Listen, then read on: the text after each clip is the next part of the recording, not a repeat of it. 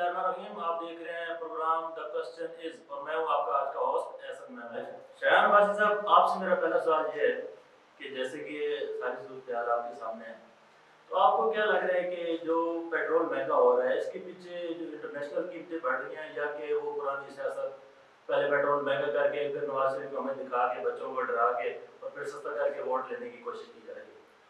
मेरे ख्याल से वो ज़माना गुजर गया, पेट्रोल महंगा करके, क्योंकि इकोनॉमिकल कंडीशन आपके सामने है। इमरान खान के दौरे हुकूमत में पेट्रोल की प्राइसेस और आर्मी मंडी का कंपेयर करें तो वो उसी पे दे रहा था, यानी टैक्स मज़ीद जो टैक्स है वो ऐड नहीं थे उस पर।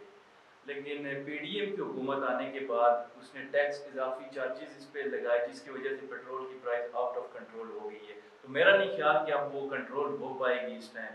हाँ, इकोनॉमिकल कंडीशंस बेहतर होती हैं तो फिर वो मुमकिन है, लेकिन वैसे नहीं लग नहीं रहा कि इलेक्शन तक वो जो आप बात कर रहे हैं कि पेट्रोल की प्राइस सस्ती करके ये कार्ड खेला जाएगा कि हमने पेट्रोल सस्ता कर दिया। वैसे अब हुकूमत भी निगरान है तो इससे कोई ज़्यादा फर्क पड़ना नहीं है। आप क्या समझते हैं, जैसे लोगों को बताया गया था कि जी रूस से तेल मंगवा रहे हैं और तेल आने वाला है और जहाज जो है पाकिस्तान में पहुंच गया और पहुंचने वाला है, इस तरह की बातें करके, और अब पाकिस्तान की आवाम खुश थी कि पेट्रोल सस्ता होगा और यहाँ पे जो है निज़ाम उल्टा ही हो रहा है। 32-32 रुपए एक दिन में जो है ना पेट्रोल ऊपर हो रहा है।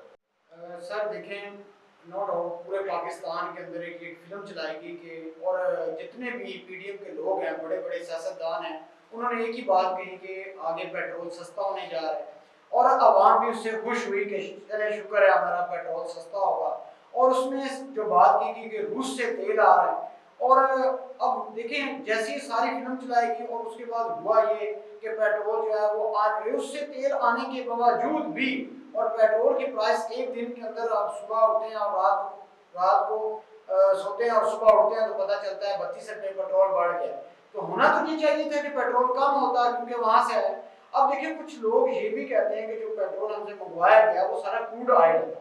क्रूड ऑयल जो होता है वो खाम तेल होता है, वो मतलब गंदा तेल होता है, उसको साफ करने में टाइम लगता है। कुछ लोग जो है ये भी कह रहे थे, लेकिन सवाल ये पैदा होता है कि फिर आप लोगों ने ये इतना बड़ा झूठ क्यों बोला, और अगर ये झूठ बोला है तो उसको जस्टिफाई करने के लिए ये तो होना चाहिए था कि भाई आप ये बात कर रहे हैं। तो इससे ये भी समझ आता है कि ये जितने हुक्मरान हैं बेसिकली हम लोगों को बेवकूफ़ बनाते हैं, और ये हस्बे तौफीक प्रोग्राम्स के अंदर बैठ के हमारी जो एक जहन साजी है, एक जो जहन से इससे खेलते हैं, और फिर उसके बाद इनकी असल में इनकी कोई भुगत है नहीं।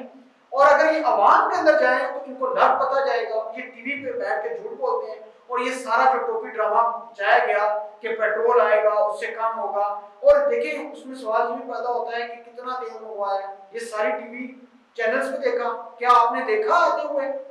तो यहाँ अगर इनको चाहिए था, देखिए कितने बेवकूफ लोग हैं, इनका आप इस बात से अंदाजा लगा लें, रूस से तेल मंगवाया, और रूस से जो तेल मंगवाया उसका जो टैक्स है वो इंडिया ने भी लिया, वो इंडिया से गुजर के आया, इंडिया ने भी टैक्स लिया, और उसके बाद हमें वो पेट्रोल महंगा पड़ा है।